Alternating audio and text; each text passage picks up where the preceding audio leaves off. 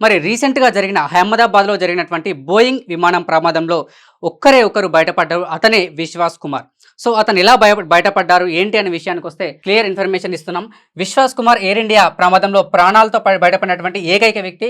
So, ఈ విశ్వాస్ కుమార్ రమేష్ ఎక్కడ కూర్చున్నాడనే విషయానికొస్తే 11A అంటే ఇది ఒక బోయింగ్ విమానం. మనకు సీటింగ్ అయితే సీటింగ్‌లో మనకి 11A అనేది ఇక్కడ కనిపిస్తుంది కదా! సో, 11Aలో ఈ యొక్క రమేష్ కూర్చోవడం జరిగింది. మరి ఇతను ఒక్కడు మాత్రమే ఈ యొక్క ప్రమాదం నుంచి బయటపడడం జరిగింది.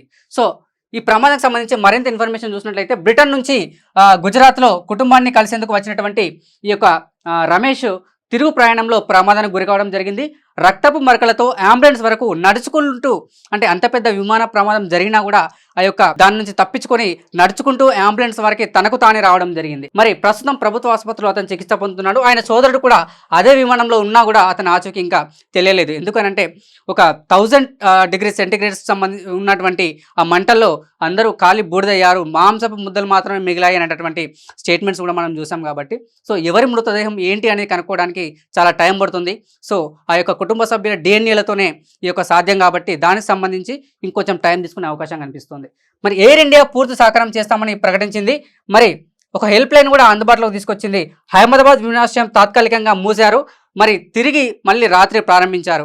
మరి ఢిల్లీ అహ్మదాబాద్లో కంట్రోల్ రూమ్ కూడా ఏర్పాటు చేయడం జరిగింది. మరికొన్ని రోజులు అంటే మరికొన్ని గంటల్లో అమెరికా నుంచి దర్యాప్తు బృందం కూడా మనకు వస్తుంది. మన నేషనల్ సంబంధించి మన జాతీయ దర్యాప్తు సంస్థలు మరి అంతర్జాతీయ దర్యాప్తు సంస్థలు కలిసి ఉమ్మడిగా ఈ యొక్క దర్యాప్తు అనేది చేయడం జరుగుతుంది. మరి ఇప్పుడు మనం వీడియోలో చూస్తున్నాం, ఇతనే ఈ యొక్క విశ్వాస్ కుమార్, ఇతనే ప్రాణాలతో బయటపడేటువంటి వ్యక్తి.